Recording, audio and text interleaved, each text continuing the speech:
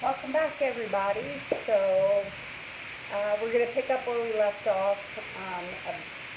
Kind of touch on the items that we first got rid of, or in the process of getting rid of, and the emotional um, turmoil that it may have caused. And if this is your first time watching, there's a whole nother episode explaining what we're doing here, which is documenting our transition into tiny living from very much not tiny living, which you'll see here momentarily. But go back and watch that episode if you want to get caught up. Go ahead. Okay, so I felt like it would be probably easiest to do clothing first. It was. No biggie. You know, if you haven't worn it in the last 3 to 6 months, it goes. If it doesn't fit, it goes. There is no, oh, I'll get into it at some point, or I might need these if I gain a little. No, I just pretty much picked, not picked, but got rid of most everything, and I had a lot. But you'll see that here in just a little bit, because we're going to do a walkthrough and show you the first wave of a few garage sales to try to give us a little bit of cushion.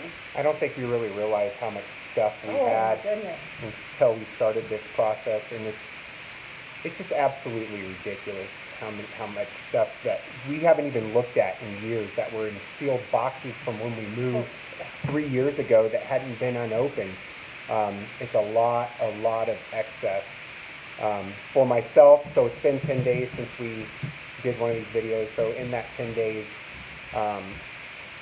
I went through my man cave, and yeah, so lots and lots and lots of sports memorabilia and Chargers jerseys.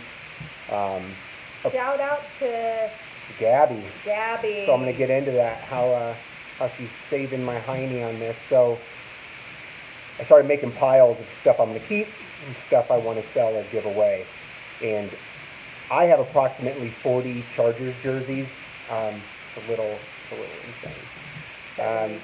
But like we were talking about emotional attachment to stuff, and it's really ridiculous. It's just a football jersey, right? But I was having some real difficulty with putting stuff in certain piles.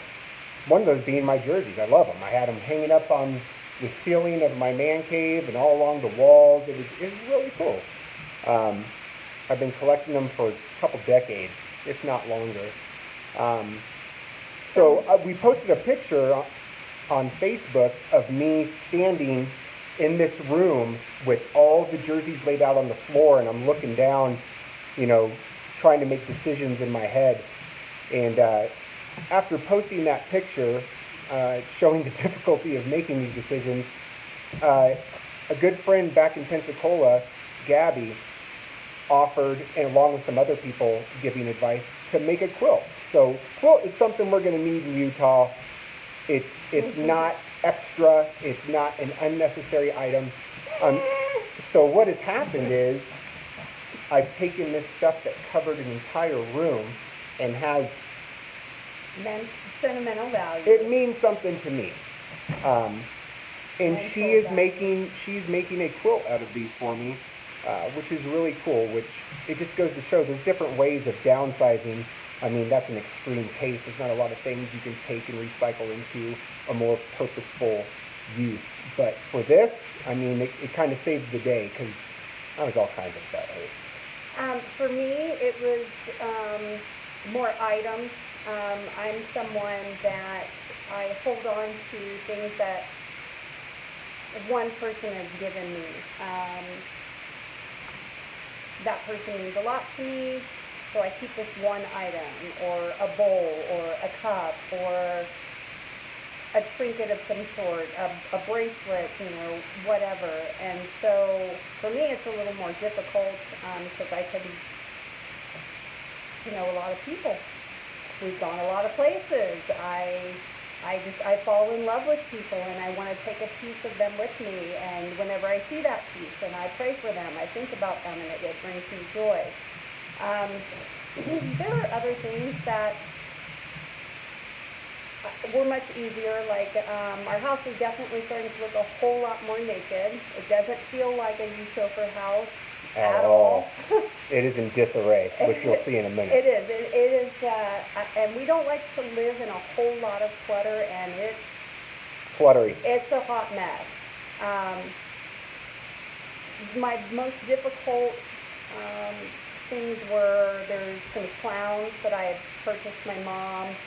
I know I can only really take one with me, and trying to decide which one I'm going to keep for remembrance of my mom. Another is these little figurines that Papa had sent me of a couple embrace. There's two of them, and then one that my husband had gotten me.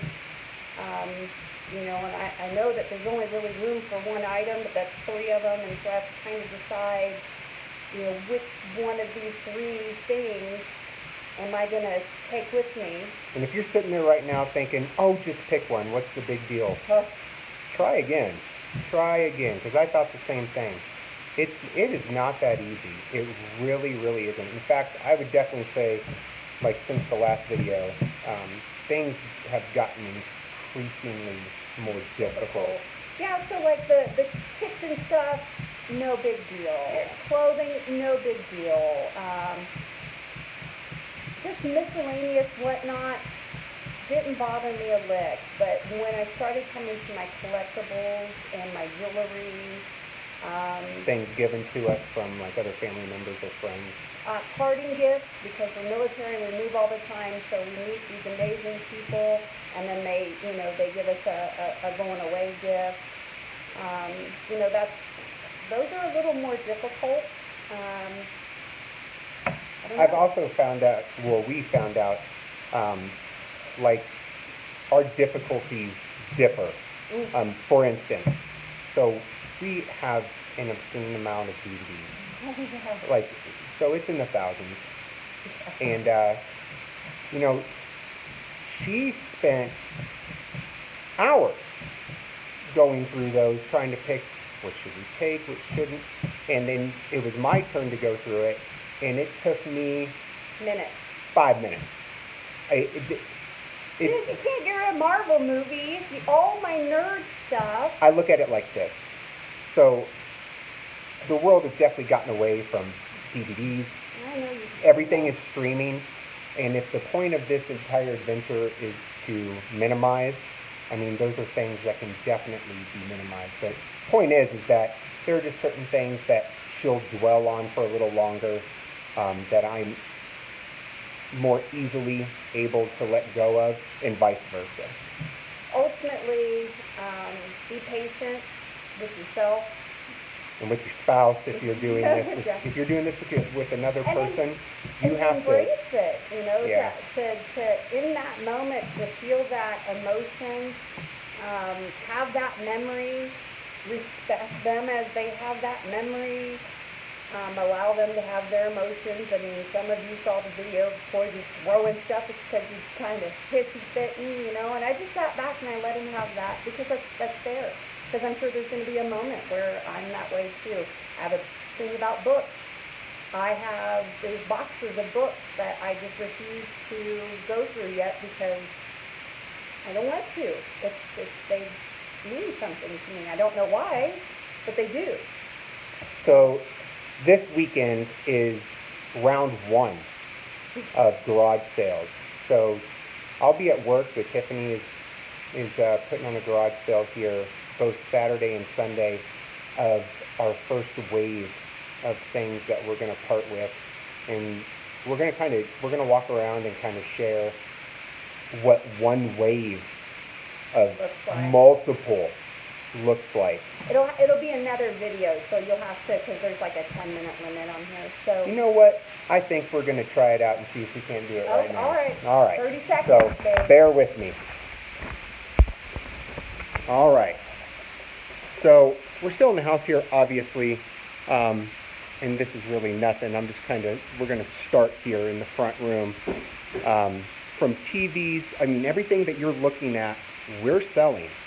It's from the piano to the church pew to the dresser, another one, stereo, artwork. There's all this stuff, right? Dining room table as we walk into the kitchen. So we're going to walk out to the garage where things have kind of been staged. And I just want you to remember, this is one wave, because we kind of ran out of room. But we've been busy, especially Tiffany, going through all our belongings. And I'd say this is approximately 30-40% of what we have to get rid of. And this really doesn't do it justice. I mean, inside each one of these totes that I'm passing is tons and tons and tons of items. All the weights back there. Not including the paintings that we still have unwrapped in the very top. All of the garage stuff. Yeah. This is just my clothes. Yeah. I mean, there's still totes over there that we haven't even touched yet. I have a ton of deep sea fishing gear that I still have to find a home for it as well. I mean, it is quite the undertaking, but we just wanted to give you a glimpse in the last 10 days what we've gone through and ultimately decided we're going to part with this. And how do they make it? The house looks so crazy. So I think for this week, we've touched kind of what's going on in a very brief manner, but it's been tough. Plus, both of our regular life schedules have been super, super hectic the last 10 days. So we're just fitting in what we can do When we can do it. So we're still 3 months away from the actual move, but we're going to need every single last one of those days to pull this off. So if you have questions, type it below. We'll be happy to respond. Again, we're not trying to convince anybody to do anything. We're just going to share our experience and encourage you that if this is something that you are interested in, living a minimalist life, tiny home, that sort of thing, we're here to chat with you. So until next week. Next week. Bye.